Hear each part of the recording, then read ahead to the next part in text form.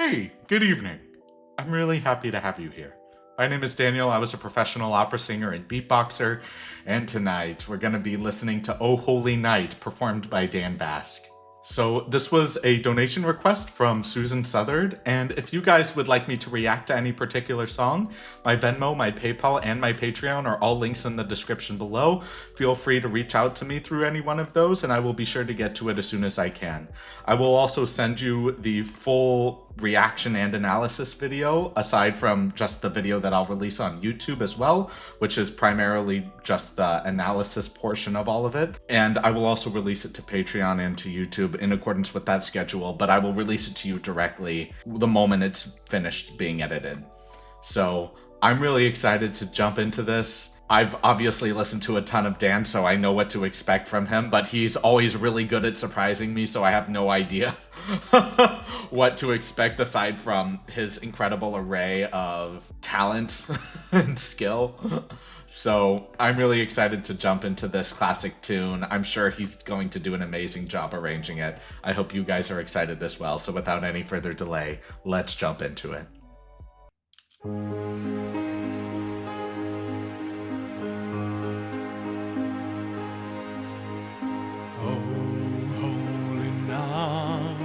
The stars are brightly shining.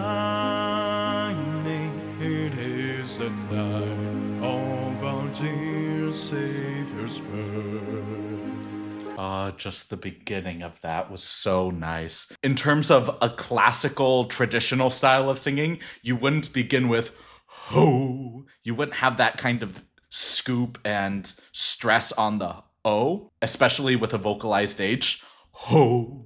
But in this particular context, especially as a metal musician, that certain energy, that certain intensity in the breath is actually fitting for his style. And I don't want to go so far as to say that it's foreshadowing for things to come, but you already feel the level of intensity just based off of that first note. Even though it's at a piano or a soft dynamic, a soft volume, you still feel that intensity, and it's so delicate, and his vibrato is so consistent and smooth, and he's just tapering these phrases, and it's just lovely. It really is, dude. Oh, holy night, the stars are brightly shining.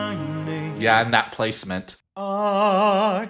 It's not quite nasal, but it is directed through the center of his mask. It's not as broad of a sound, like bouncing off the walls inside of his mouth and being portrayed outward. It's much more targeted and directed. A little piercing, but not in any negative way. It's just so focused outward, which is really good for the style of music, or which is really good for his style of singing, and I really do appreciate and respect that.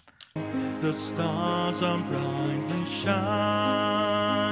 Yeah. It is the night of our dear Savior's birth. Yeah. Long lay the world in sin. Yeah, he closes on to the R there a little too early for my personal taste. I want to hear that again, though. Long lay the world. Yeah. Long lay the world.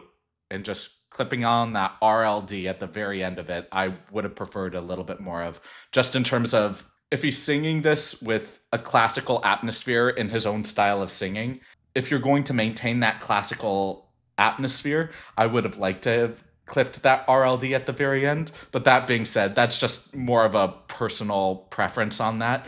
The way he executes it is solely his own, and I still respect it. Long lay the world in sin and error pining. Oh, I love that growth. Pie. Yeah, I love it. In sin and error pining. Yes. He appeared, and the soul felt its Such a strong body position, too. A thrill of hope, the weary world rejoices, for yonder breaks a new and glorious morn. Clean diction. Yeah. beautiful transition into that electric guitar. You feel this intensity starting to ramp up and this rising action of the piece. I love it.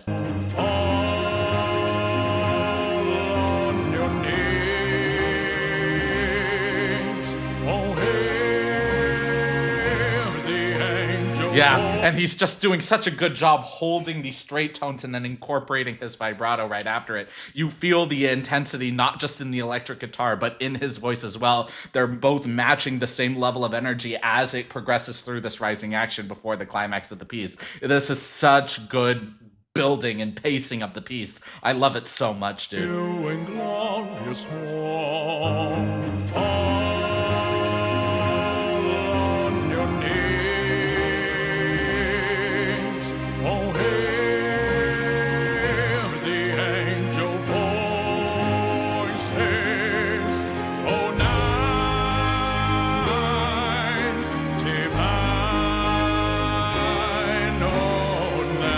Yes, I love that connection of the cadence. Holding on to that note, not breathing, even though it's the end of the phrase, you can still connect it and have another quick breath sometime in the middle of the other phrase that's at an appropriate time, obviously not in the middle of a note, but the way he connected that was exactly what I wanted to hear in that moment. It just feels like this piece is just so fluid when you do connect phrases like that. Love it.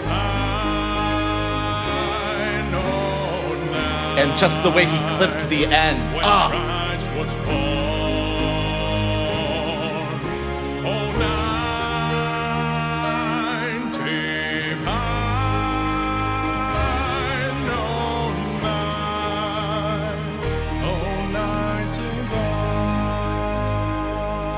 Beautiful.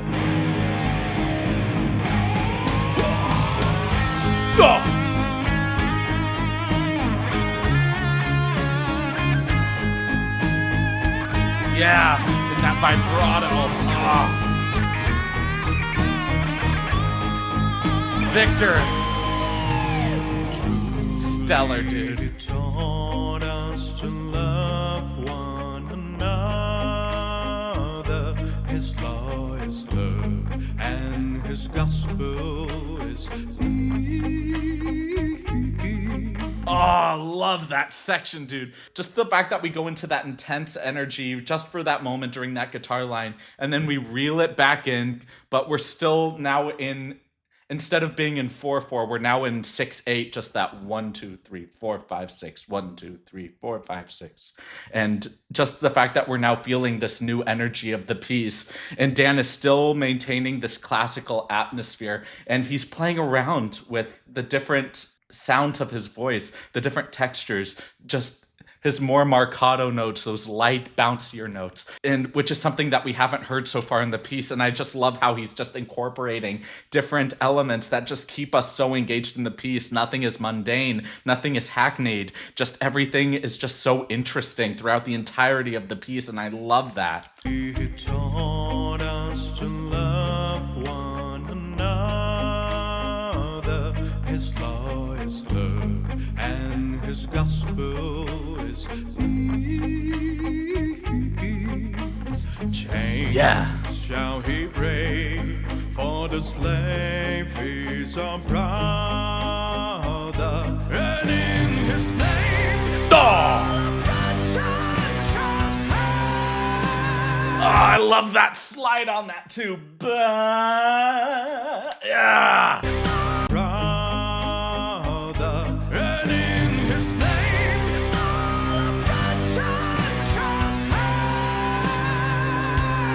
With hymns of joy and grateful chorus raise we, let all earth and us praise his holy name. Christ is the Lord. Oh, praise his name forever.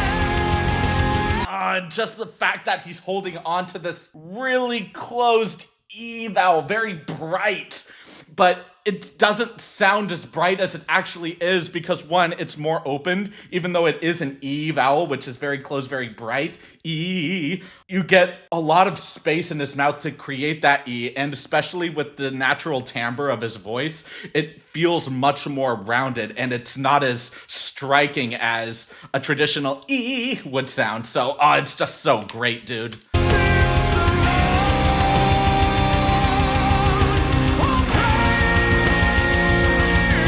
Yeah!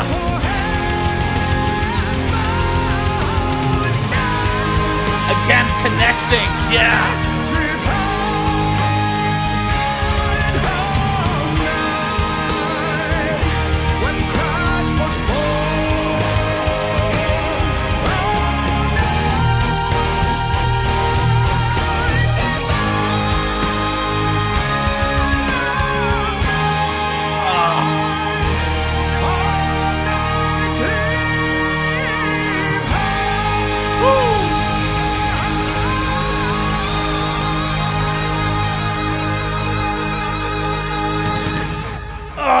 Oh my gosh. I need to hear that again.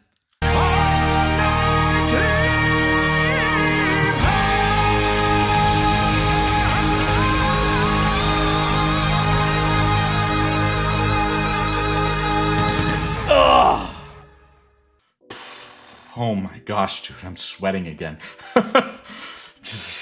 Man, that arrangement was so stellar. I was just so captivated from the beginning to end. There were new elements being introduced throughout the entirety of the piece. Everything was flowing. There were so many well-connected phrases. The diction was great. Just a couple of minor little details that I would have done to further improve the piece, but overall, probably my favorite arrangement of this piece, aside from just the classic traditional style of it, which I deeply appreciate and adore. So, Dan, Victor, guys, just chef's kiss, great job. I had such a good time with this. And Susan, thank you so much for turning me on to this. This was pretty freaking great. Thank y'all so much for watching this video. If y'all liked it, please like, comment, subscribe, and share. And if you didn't like it, please leave a dislike and let me know why in the comments below. I do read all of the comments, even if I may not heart a reply to all of them, so please know that your comments do not go unnoticed. My live streams are currently Thursdays at 1 p.m. Pacific Standard Time, so if you guys would like to stop by and say hey or ask any questions about myself or the channel, I'd be more than happy to be there for you guys. That is subject to change again, I want to remind everyone, but that is what it is presently. I want to take this time to appreciate all of you for being here watching these videos. It really does mean a lot to me, so thank you so much, and I can't wait to see all of you in the next video. Have a great rest of your evening, everyone.